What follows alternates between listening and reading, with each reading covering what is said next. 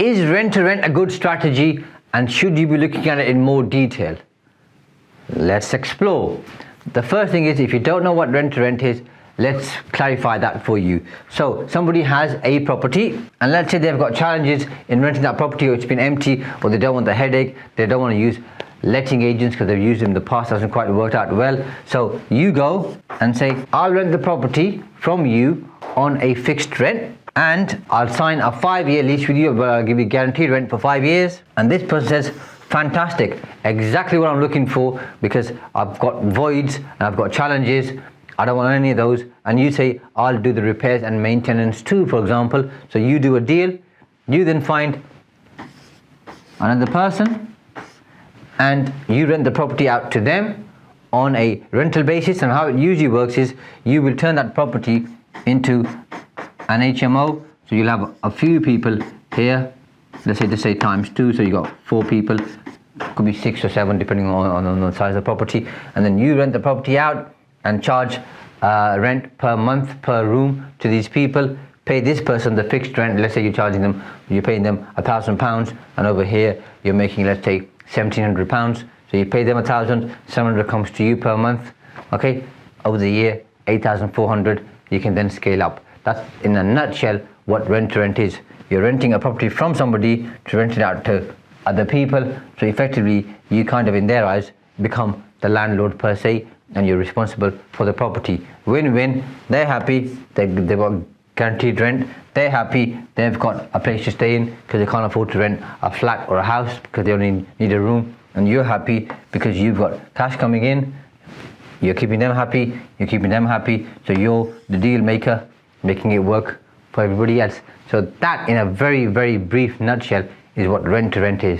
So the other option for you is, rather than doing an HMO, you could do a single let, but then the landlord needs to take a lower rent, so you give them guaranteed rent, and then you need to make a margin. That isn't as popular because the cash flow isn't that great. But if the landlord insists, I don't want you to turn this into an HMO, but give me guaranteed rent, then you could work something out with the landlord, as long as they take a view on the fact that they're not going to get market rent. They're going to take less than market rent because you're going to charge market rent and make a margin. But most people don't do that. Most people usually explore the HMO route.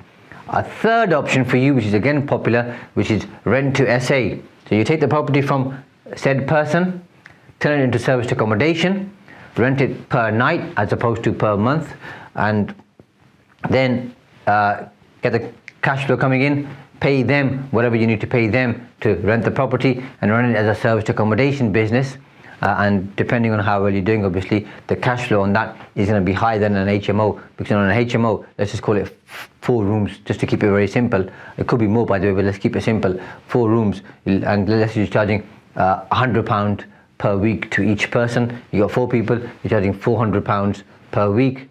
Rent to SA, you can make a lot more than £400, depending on how many rooms you've got. Even if you've got 4 rooms, you can make more than £400, depending on the area that you're in and on how busy you are. So rent to SA will create more cash flow for you than an HMO, as long as you're reasonably entrepreneurial, you got a good location, you market the property well, the property looks good. Obviously you've got to do all of that work in between to make it a very marketable and attractive proposition. And rent to SA is very popular and works incredibly well. And if you've got access to people who've got property, and some of the deals don't work for you, by the way, because you've scaled to a certain size, you've got a particular demographic or a particular proposition that applies to you, and people are feeding properties into you because you've got a good reputation in the marketplace.